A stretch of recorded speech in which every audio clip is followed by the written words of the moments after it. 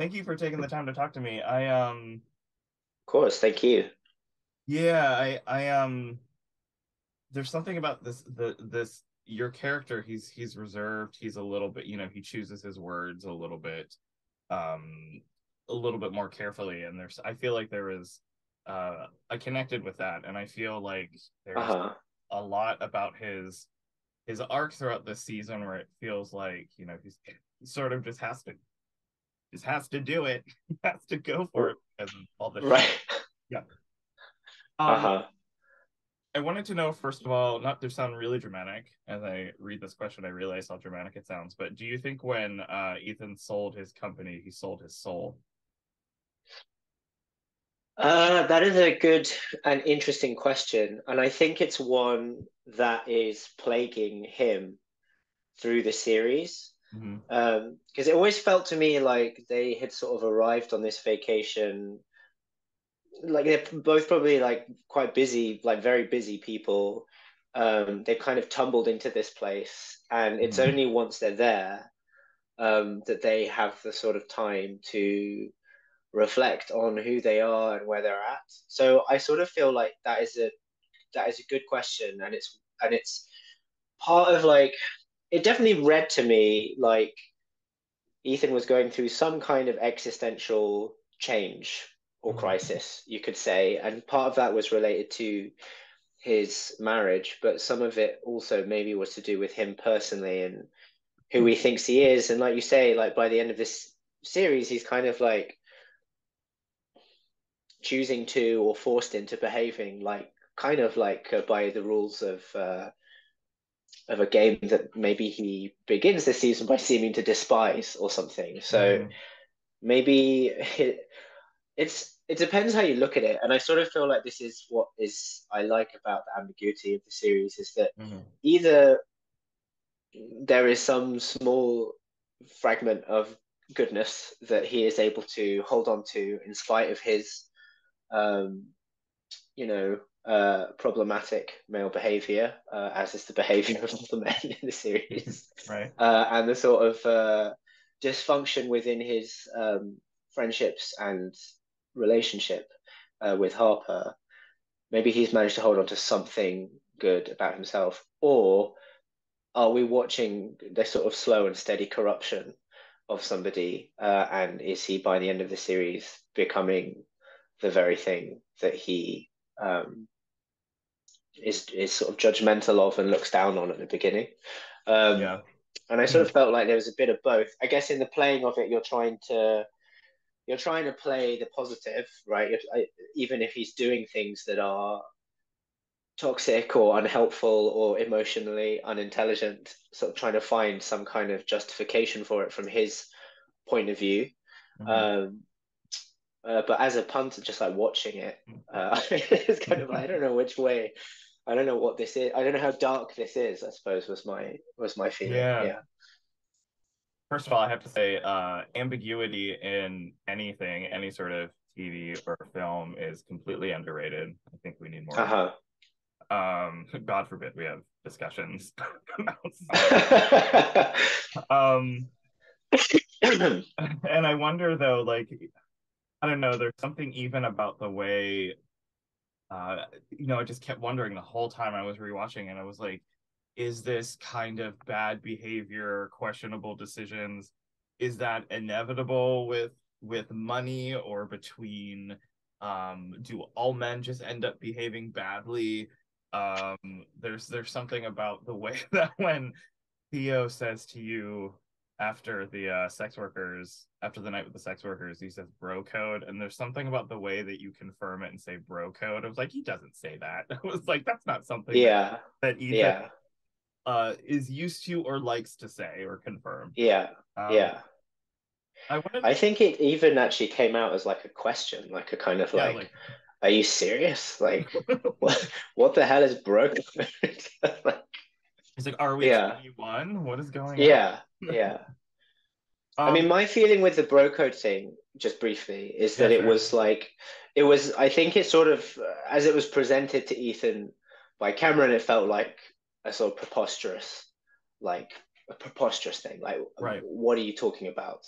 Um, but I think the thing that was actually paralyzing for Ethan is the sort of possibility that his marriage has gone awry and that Mm. maybe they're not as good together as they think they are. And that maybe, like, simply by allowing the party into his room, he has surrendered to a curiosity that he's embarrassed about. Mm. And so I felt like the bro code was a get out of jail for him. It was like some a reason for him to justify not telling the whole truth straight away. So I never felt like he was doing it to sort of defend his friend. It was more that Yeah. he was frightened of confronting the reality of the marriage. Is how I felt. Mm. That's interesting. You say like once he lets the party into his room, it's, what is that like? Can't put the genie back in the bottle or something like that. It's sort of just like once it's there, it's you can't unhear something once you say it. So I guess once you guess can see that wildness, I guess that maybe inches around Yeah, the brain. Yeah. because he's clinging on to this thing. He's clinging on to this thing that he didn't follow through Hmm. with a night of complete debauchery. But he's Yeah. definitely curious about it, and I think even that in itself, like, uh, says something about him and Yeah. and where he's at with Harper. Yeah. Right. And it also just leads me every time I was watching those scenes over again because, Harper and Ethan, continually talk about like how their marriage is great. We tell each other everything. They present this openness to each other, but then it's just sort of like after that night, I was like, oh God, like I wanted them to just have a discussion. I was like, just tell her, just tell her, just tell her. But then Yeah, tell her, it's the way that Ethan reacts to her reaction. She's like, I leave for one night and you do Molly with hookers. It's just like, yeah, how well does he imagine that going? Because it ain't good. I know. It's. I remember that scene was one of many where I felt like, Mike. I feel like Mike really wanted it to be agony, actually, Mm, and for it to be uh, not to sort of pull any punches in terms of how uncomfortable it is. mm, And so I remember feeling like, maybe my initial instincts would be to sort of try and find some levity within it or some kind of tenderness mm, to offset the sort of toxicity that was already there. But I think probably rightly in hindsight, Mike would always push me to go for the sort of more emotionally unintelligent, or at least like maybe under pressure, like emotionally unintelligent and unsympathetic behavior. mm, And I guess like the problem, like I say, is that he's like in his mind, he's like, oh, well, a sex worker came up to me and offered her services, and I sort of resisted it. So, can I have a gold medal, please, for that behavior?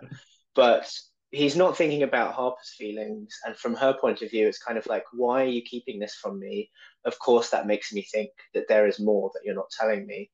yeah, Um, and really, I think, like I said earlier, I reckon privately, my way of making sense of it as Ethan was that it was because he could see there was a much deeper, longer conversation to be had in general about where they're at, and he wasn't ready to go there for whatever reason.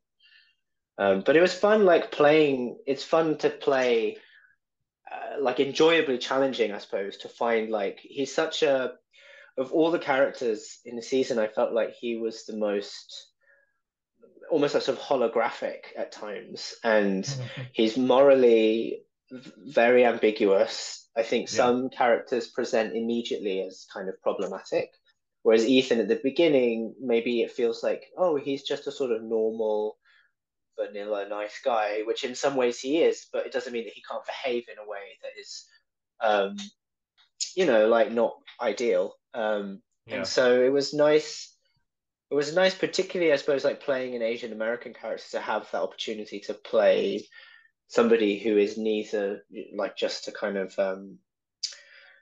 out and out nice guy, nor is he like a complete and utter cartoon villain. There are shades within him, and I felt like that was what was most challenging and also what was most sort of ultimately rewarding about him.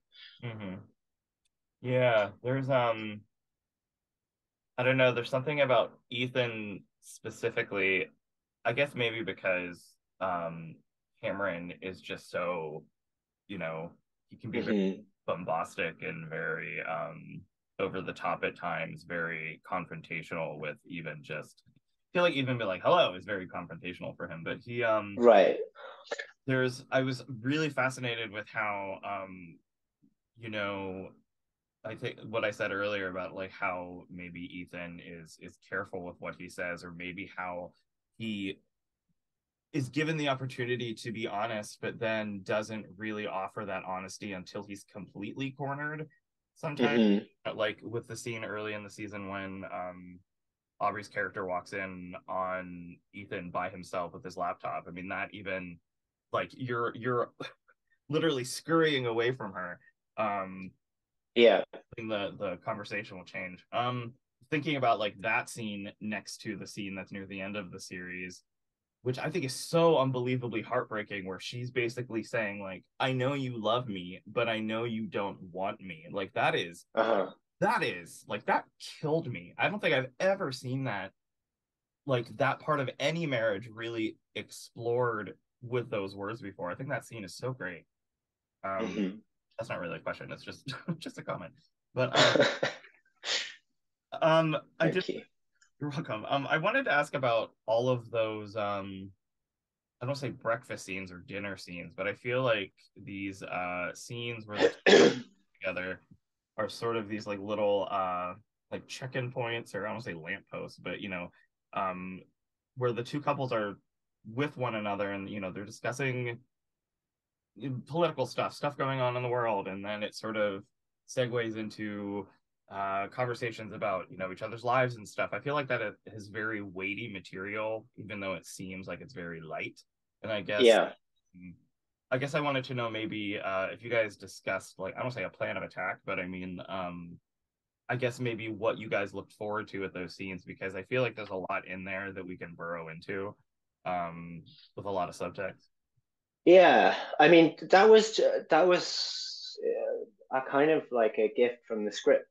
Mm-hmm. From Mike, I suppose that there's so Those are much to great scenes. play Mm-hmm. across the table. And I think, Mike doesn't like to rehearse a great deal. So we were often finding it kind of in the playing of it, Mm. particularly in those kind of like in those meal scenes, I guess, where there are all four of us. Um, and there's something interesting maybe about like the difference in dynamic between um,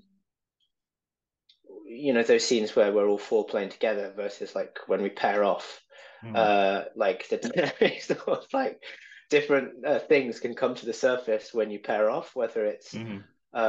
Ethan with Cameron or Ethan with Harper, or ultimately towards the end, Ethan with Daphne.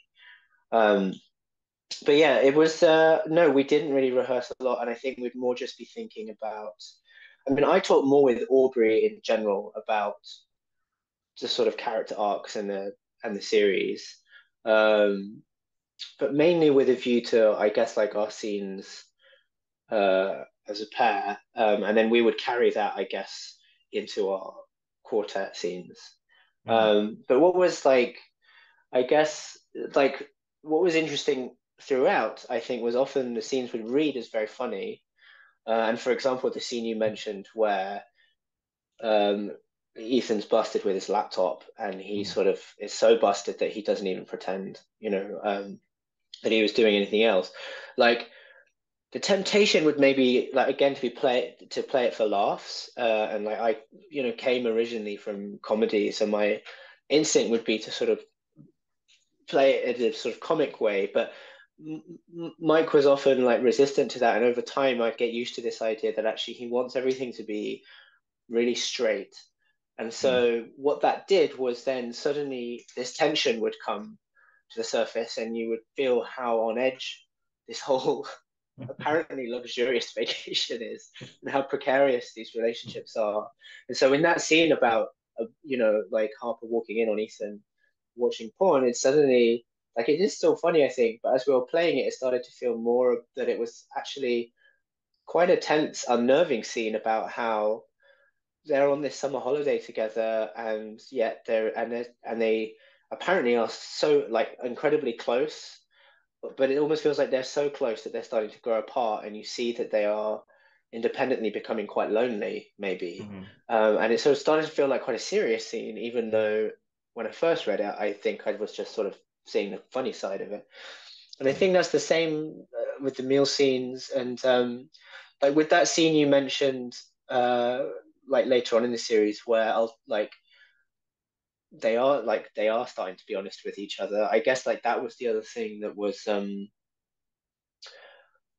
sort of painful, ultimate, like just painful, really, because it really Hmm. felt like there was, if you play it honestly and straight the way that we were doing, eventually it does become agonizing. And Hmm. so those scenes where, like, basically a very sad truth is coming to the fore, like it really felt like we needed to be vulnerable, I suppose, and sort of Hmm. emotionally um, available. And so that was interesting to me how actually something that I read is quite funny. Like even the aspect of the way Ethan eventually loses his shit with Cameron and Hmm. goes off on this mysterious walk with Daphne and the way it sort of ends seemed kind of like comical actually on my first read.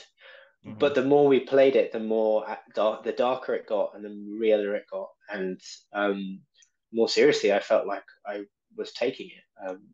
If you know what I Hmm. mean. Yeah.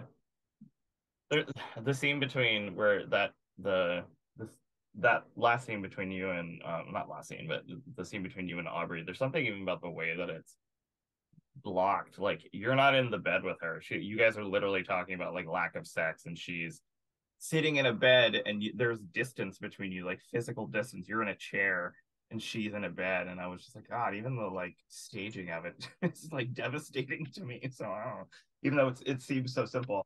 Um, Yeah, yeah.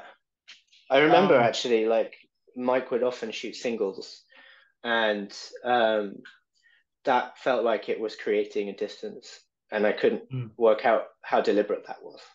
yeah, Whether it was to push us away from each other, so that it's like, well, if we shoot it like this in singles, then literally have to have some distance, physical distance, you know? yeah, yeah. Yeah. You talking about the way that Ethan sort of blows up on Cameron, and then that like mysterious walk with Daphne.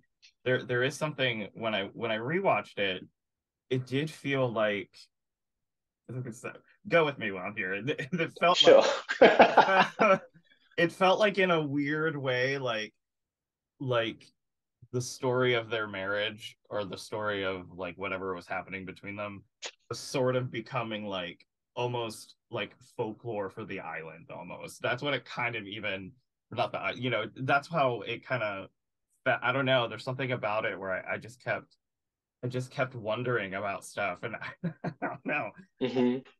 I did want to ask about the walk with Daphne. I mean, that was like one of the big moments of the series or the season finale. I don't want to know.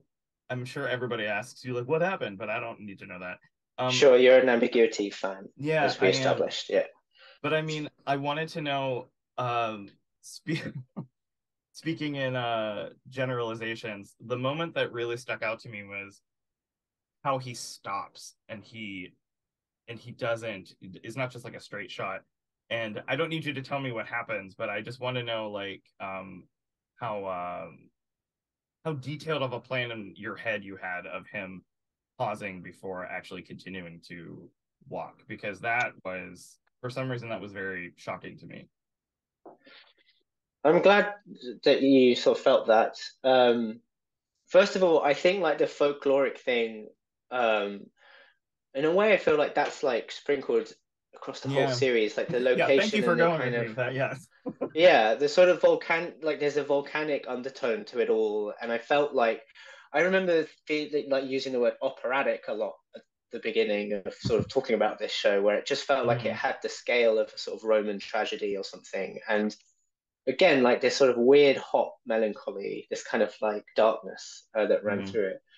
In terms of the pause, I think that was because I wanted it to feel like he was making a decision, okay. and that uh, that it was a sort of it was a decision with stakes attached to it, and it's sort of open to interpretation whether it was a good decision or a bad decision, or what exactly that decision means. But I Mm, didn't want it to feel like Ethan, who in the first few episodes is very reactive and kind of yeah. at times passive, and kind of allows other people to push him into behaving certain ways.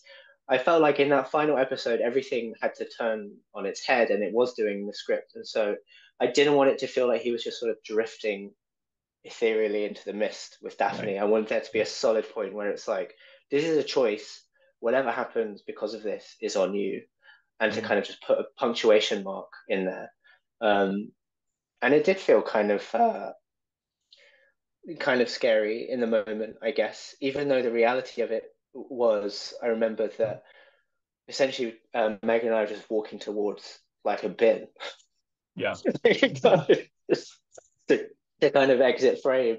Um, I think it was a bin. So there's sort of nothing ultimately ethereal about the reality of shooting the end of that shot. But yeah, in the moment, yeah, I just wanted to Yeah. show it had stakes. Yeah.